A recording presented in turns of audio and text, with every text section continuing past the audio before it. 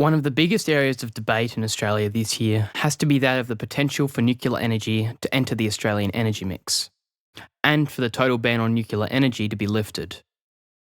In this video, we'll be exploring in depth the nuclear energy debate, Australia's energy grid, the pros and cons of using nuclear energy, and each party's stance on it.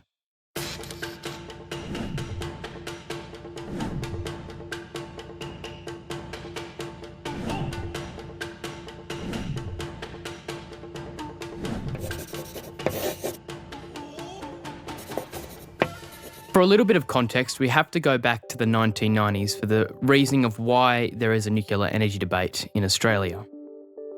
In 1998, under the Howard Liberal government, nuclear energy was effectively banned from being used, with the exception of the Lucas Heights nuclear plant for medical research and development. The Australian Radiation Protection and Nuclear Safety Act, or RPENS Act, had an amendment pushed forward by the Greens, which was an agreement between them and the Liberals to compromise on banning future nuclear energy developments in exchange for allowing the Liberals to pass legislation and to open up the Lucas Heights facility. The reason this is important is because the amendment banned nuclear energy in Australia.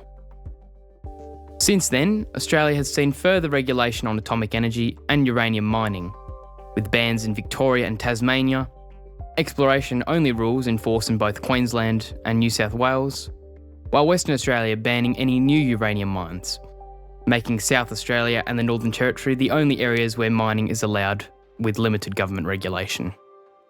The proposition of nuclear energy being used has been brought up by the coalition under Peter Dutton and David Littleproud as one of their key election policies for the 2025 Australian federal election.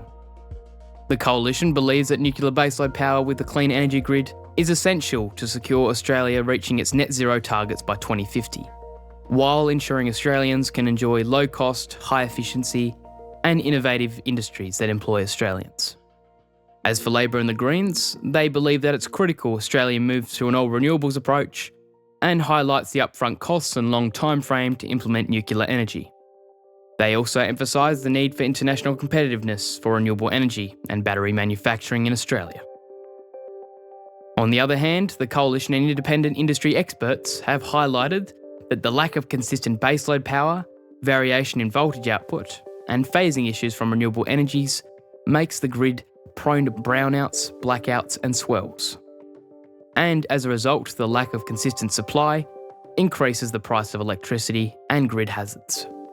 Before we continue, it might be worth mentioning a word you've probably heard of a lot: baseload power. Essentially what this means is the output of consistent energy from plants such as nuclear, coal, oil, and hydro. In other words, you could imagine your household running on a steady stream of water from a pipeline, let's say. But instead of that, you have a rainwater tank. This is the difference between baseload power, steady and reliable, and renewables, which can be more like rainfall, variable and unpredictable, which can cause the tank to overflow during floods or run dry during a drought. Baseload power is emphasised by the coalition in order to save redesigning the energy grid. This is why you hear them stating their plans to repurpose coal power stations. Labor and the Greens have downplayed baseload power's significance in favour of a more flexible grid, and this is where you hear the opposition's poles, cable and batteries term. In addition, Labor and the Greens highlight safety concerns, waste management, environmental and Indigenous rights regarding nuclear energy, and believes that the implementation of battery technology can mitigate fluctuations in the energy grid. The coalition argues that to implement an all renewables approach would require a redesign of the entire energy grid in order to accommodate the vast fluctuations, and it believes that it's not the cheapest form of energy for Australians.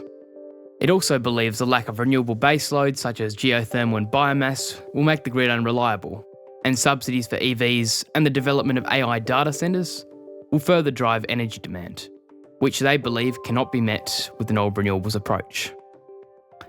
On the other hand, Labor has emphasised that the steps towards an all renewables grid will help support the development of the Made in Australia fiscal policy of subsidising elaborately transformed manufacturers, generating more demand for that industry and long-term making it more internationally competitive.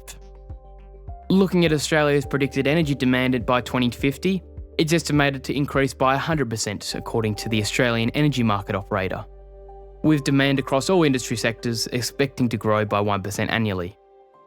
The Asian Economic Research Institute only projects a 30% increase in demand from 2024 to 2050. Not exactly sure how much the demand in the grid will increase, but it will most certainly be a significant amount.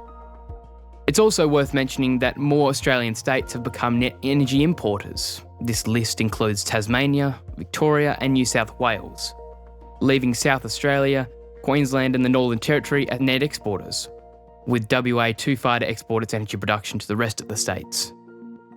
The implementation of renewable energy is likely to drive grid-based bushfires as the network faces stress from surges and brownouts. Thought Digest contacted an individual with 20 years of experience in the energy sector, but due to the lack of publicly available data, we cannot provide substantial evidence regarding this claim. Despite the different positions of political parties, the nuclear policy of the coalition will face challenge due to it having to overcome many hurdles. And if the coalition forms government, it's going to have to deal with a potential Labor-Greens roadblock in the Senate. On the other hand, the coalition just released its nuclear costings last week and presented a figure that is $263 billion cheaper than the old renewables model by Labor.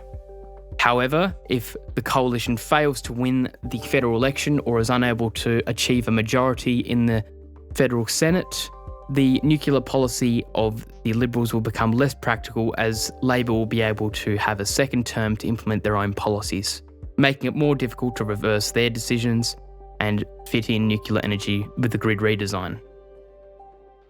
Regardless, we'll be sure to keep an eye on this as the election draws closer. And we'd love it if you could suggest any video ideas. We'd love to do some of them. Thank you for watching this video. If you'd like to support our channel, consider subscribing and ringing the bell so that you can stay informed and keep in the loop regarding the big news throughout the world. We've also just released our monthly newsletter, Snapshots, which covers all major news around the world in a nice, neat package, free for you to access, available on our website, www.thoughtdigestmedia.com.au/snapshots-newsletter. Thank you for watching again, and I'll see you in the next video.